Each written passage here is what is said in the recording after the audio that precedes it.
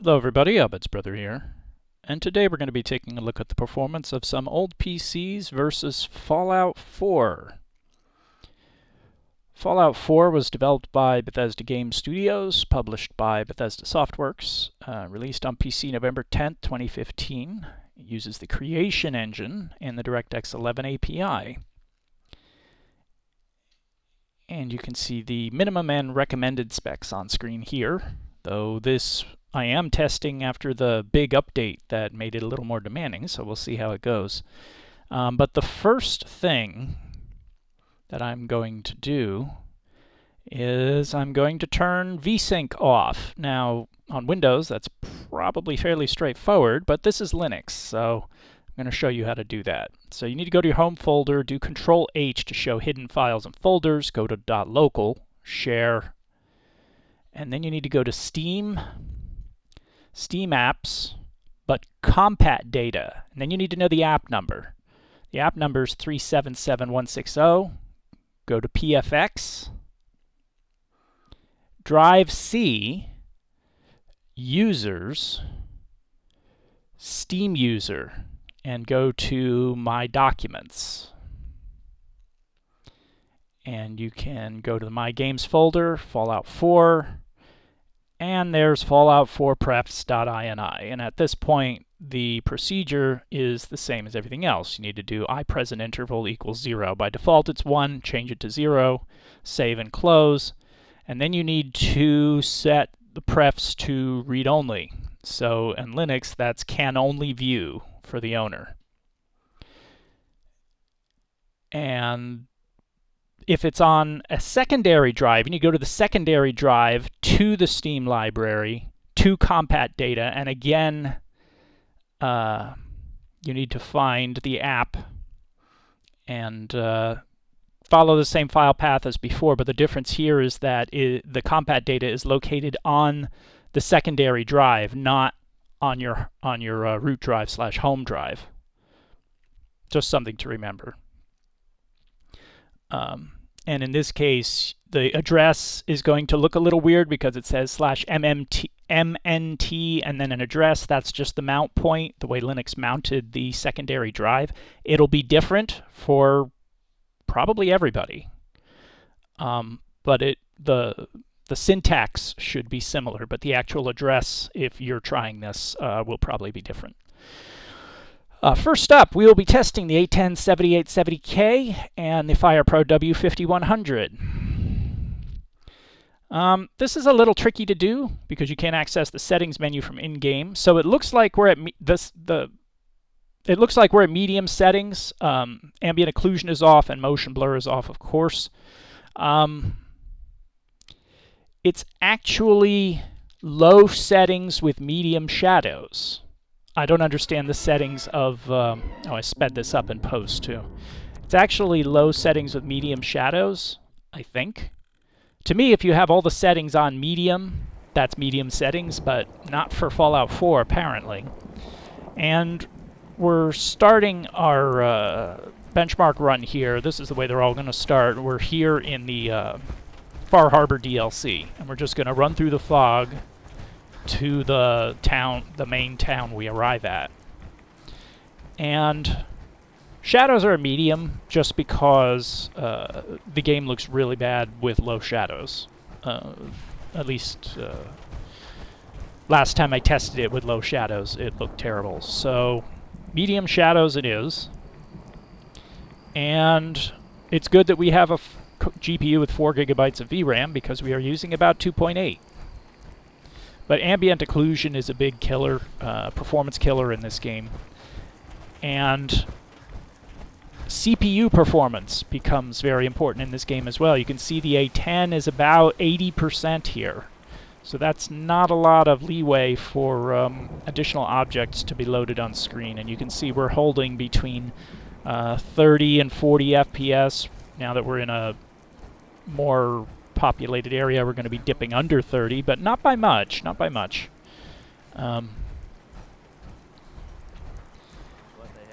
And it's entirely dependent on draw distance and number of objects on screen. The more objects you have on screen, the worse everything is going to perform.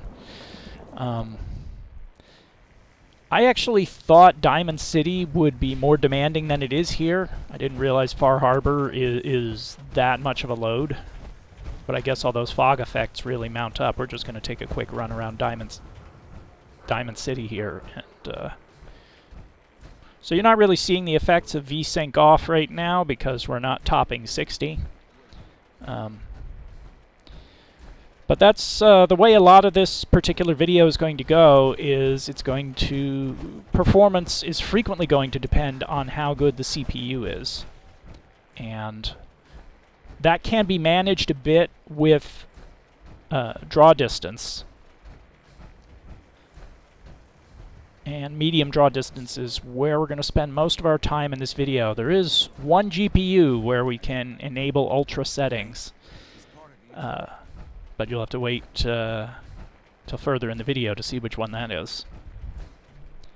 And top of the stairs, 38 FPS. So if you're after 1080p 30, that'll do. But now for the i5-4590 and the R9 280X. Now, as you saw in the previous video clip, we were at 2.8 gigabytes of VRAM, so we're going to use the same settings here. So this is not Fallout 4's official medium, but it's all the settings at medium, so there it is. And yes, I'll say again, this is sped up in post-production here. Just so I don't, there we go.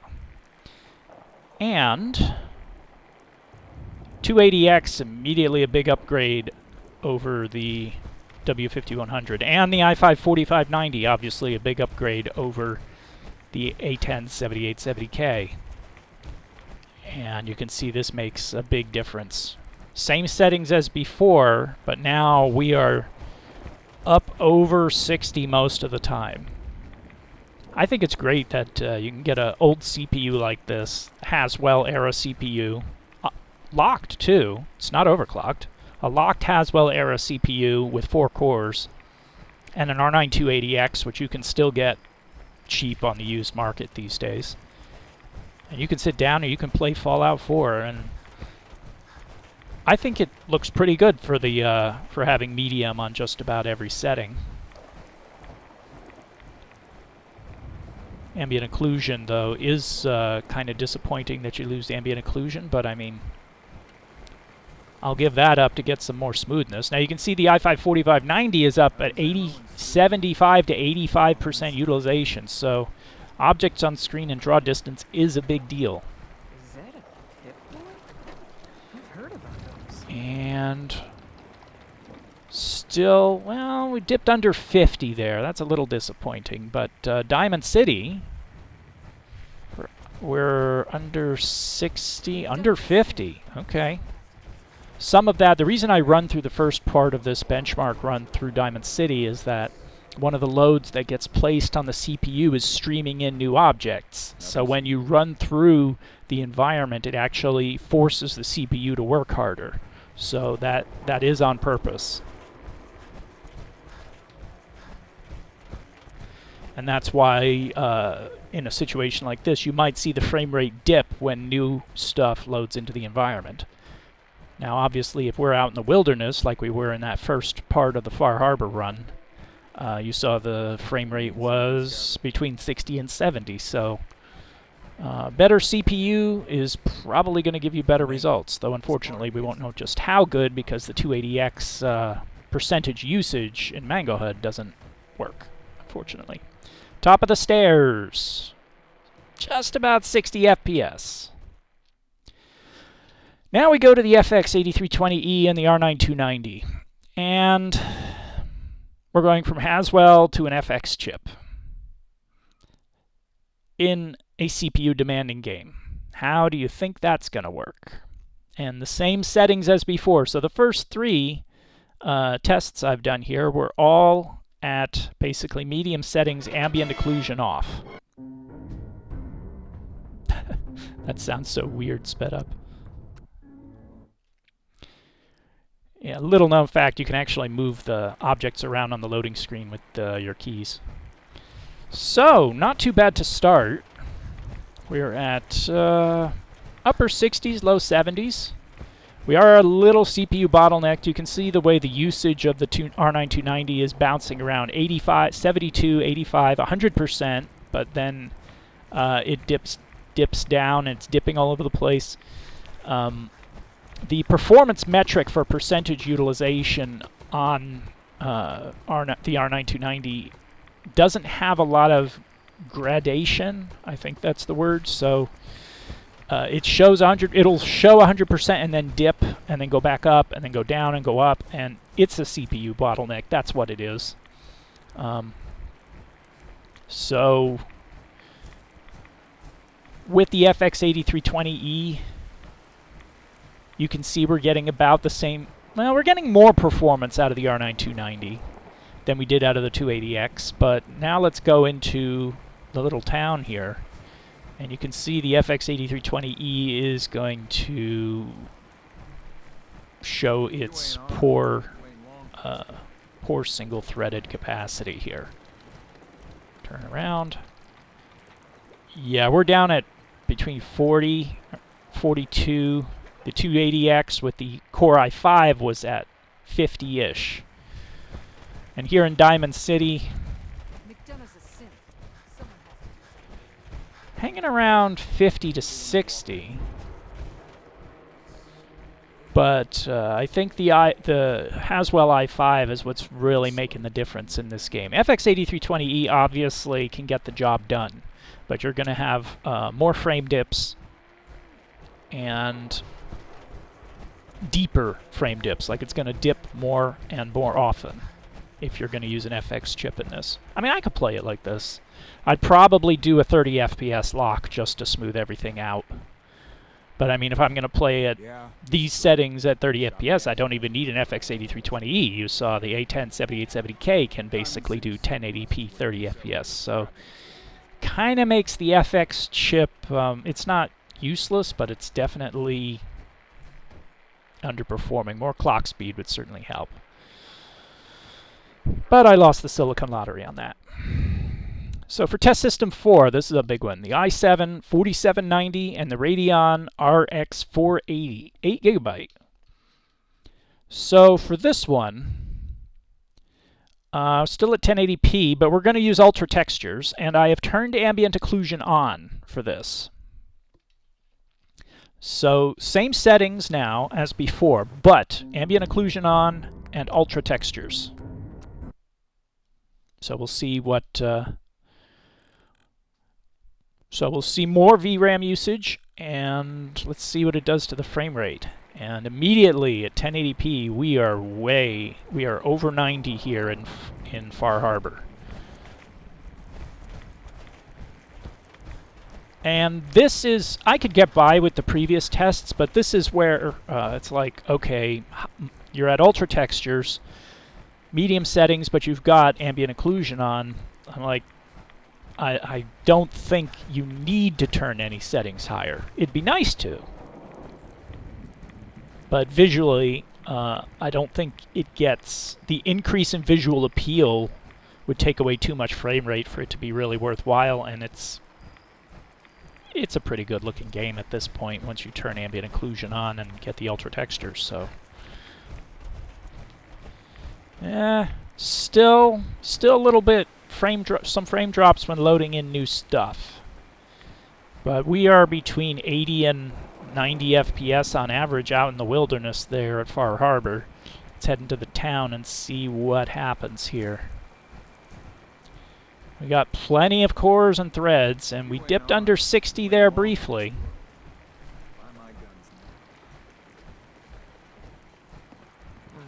Night's the worst. But turn around.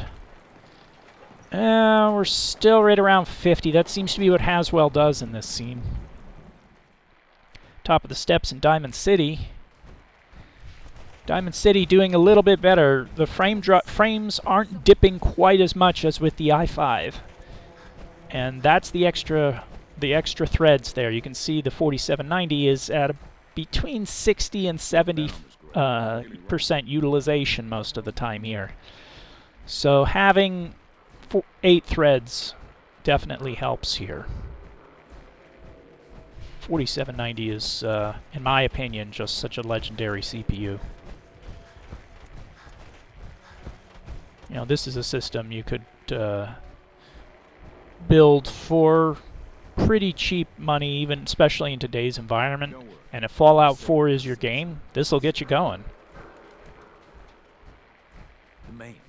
Even with ultra textures, you see we're using about 5 gigs of VRAM. Turn around and stay above 60 FPS at the top of the steps. That's pretty good. But how do we do at 1440p? Same settings. So medium settings, ambient occlusion on, ultra textures. And we can't quite hold 60 FPS. Now for purposes of comparison, I left ambient occlusion on, but if I were going to do this, actually try to use an RX 480, this combination at 1440p, I'd probably turn ambient occlusion off. That would give us a few more frames back, and we'd probably spend more time above 60 FPS than we do now. RX 480, aging. RX 480 is like the poster child for fine wine. The Radeon fine wine meme. So 1440p, we're at 5.5 gigs of VRAM here. Okay, this is... We shouldn't get too much lower because we were CPU restricted before. The GPU is under heavier load, but... Are we actually gonna... When we turned around here last time, we were at 50-ish FPS. What are we at now? Yeah, we lost like 2 or 3 FPS. So yeah, that was very much CPU restricted there.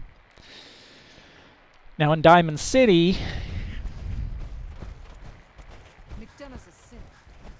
still right around upper 50s, low 60s, and then obviously here with the shorter draw distance, we're up in the 90s, but 80s to 90s. To me, playable. Not really ideal for a 1440p GPU. You want a little more horsepower for 1440p here, even at these settings. But I could make this work for sure. It's just performant enough, but if you're going to do 1440p with an RX 480 and Fallout 4, you definitely need the 8 gig model. You can see here we're at 5.6 gigs of VRAM. 5.9. When we turn around, what do we get? Okay, stay over 60 there. Very impressive from the RX 480. But now we go to the i7 5930K and the Vega 64. And unfortunately, the 5930K's humble roots are going to come into play here. Now, unfortunately, this is tiny, but basically we are playing at the Fallout 4's actual medium settings, which is basically, well, it's what I was doing. It's 1440p real medium, but the Fallout 4 medium preset includes high lighting, whereas before I was using medium lighting. So this is high lighting, ambient occlusion on ultra textures. I think medium's preset includes high textures, so I'm still using ultra textures, which is why I put that on screen. But the main difference here is the high lighting. And you can see out here in the wilderness, we are doing great. 90 to 100 FPS. But unfortunately, the 5930K is, I mean, it's Haswell E, right? So it does have pretty good single-core IPC, but unfortunately, it doesn't perform much better than the 4790 in CPU stressful situations, which this is. So we're going to see the Vega is already being CPU bottlenecked by it, and it's about to get a lot worse. So in this settled situation here, what are we gonna dip to the same as 4790? We're a little bit better than the 4790 and the RX-480.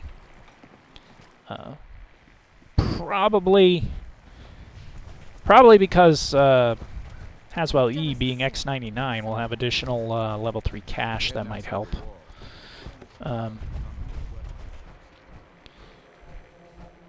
But we're doing great here. It's just number of objects on screen. You are going to bottleneck Vega 64. So far, we're mostly staying above 60 FPS at these settings. I did try using the high preset with this game, with this setup, with the 5930K and the Vega 64, and it had trouble holding 60 FPS in the towns. So medium preset at 1440p is where the 5930K is happiest, that's for sure. Once you go to a higher setting, you're going to increase the draw distance, and the Vega is just going to be bottlenecked even harder. But at medium, we stay over 60 FPS. But how will it do at 4K is the question. So same settings, 4K real medium, so it's the same as before with high lighting. And Vega isn't bottlenecked by the CPU anymore. And it is also starting to heat up quite a bit. Now, I don't know why there are those bumps in the frame time graph. That could just be from having the unlocked frame rate. But I actually ran this test a couple times at 4K, and we had this issue every time, so I don't know.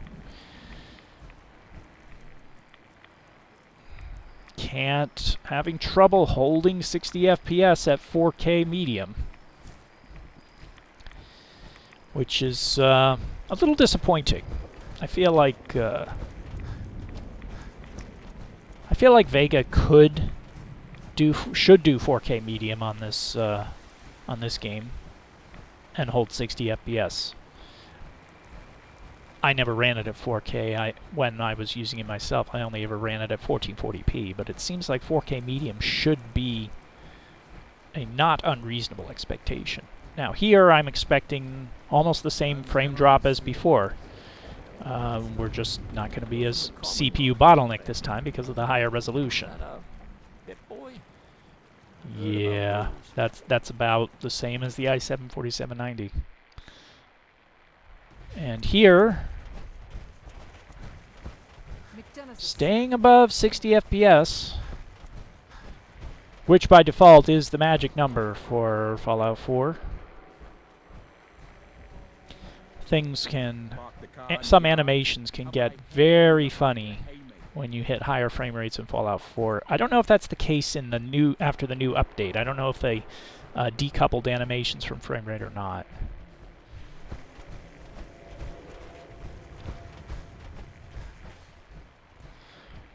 So Vega 64.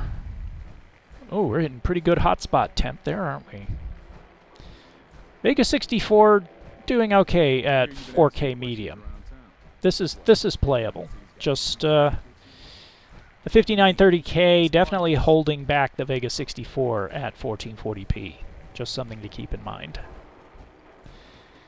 Top of the steps, about 60, 65, 71. Pretty good for Vega. But now let's see what the Arc A770 has to offer when paired with the Ryzen 5 5500. So for this one, to start, it's kind of small to see here, but we are doing 1440p Ultra. And yes, I am confident here. The Ryzen 5 5500 is also the best CPU I have in my suite, so hopefully CPU bottlenecking will not be a problem here. So at 1440p Ultra, everything turned up all the way to the max. We are over 60 FPS. So I did test, I did do a run of this section at the same settings as Vega, which was 1440p medium preset, and the Arc A770 was miles ahead of Vega. Now that could also be down to the Ryzen 5 5500s, so I think the gap looked bigger because of that. Even so, when I was using an A770 as my main GPU, Fallout 4 was one of the games that it worked pretty well on. I believe Intel optimized the Arc driver for Fallout 4 fairly early in the A770's release, so to me this is not really a surprise. And you can see here, we're not getting the frame dips, we're getting the bottlenecking. The A770 is only at 80 to 85% utilization, but we're not getting as deep, well, 50 FPS, it's the same frame dip, but this is at ultra settings. That's just a very demanding spot in Far Harbor. You watch your step. My eye. Just very demanding. You need a haircut. You notice we're not getting the pop-in the background that we were getting with the other tests because, again, ultra settings. Now this one's a win for Arc, potentially a big win. And we see how it does at 4K. I wish the VRAM allocation was working here in Mango HUD. I know it does in Windows, so I know the sensor is exposed, but for some reason Mango HUD just doesn't report it. Top of the steps, 1440p Ultra. Close, but we stay over 60. Let's see what 4K has to offer. So at 4K, we are at medium, and it is straight up the medium preset. With motion blur off, of course, and ultra textures. And 4K medium, staying over 60. Yeah, this is... obviously, it's not a 4K Ultra, so you can't say, oh, you can turn all the settings up at 4K with an A770. But this is a legit 4K medium GPU in Fallout 4, the A770.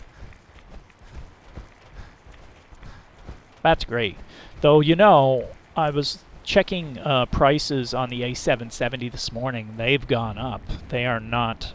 even the you can get a pretty good deal on an A580, A750, but the A770 16 gig cards are becoming quite expensive.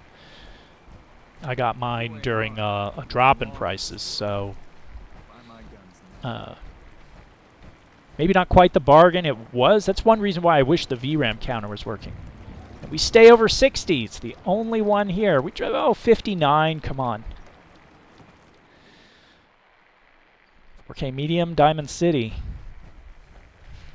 But that's why I wish the VRAM counter was working there, because that would help with people wondering, oh, will this work like this on an 8 gig card? You're just going to have to take a look at the Vega VRAM usage and guess.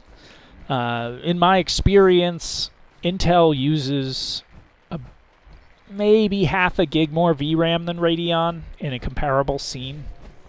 I don't know if that is still the case. When I looked at that last time, that was like 2 or 3 years ago. Presumably Intel has upgraded their memory management code since then.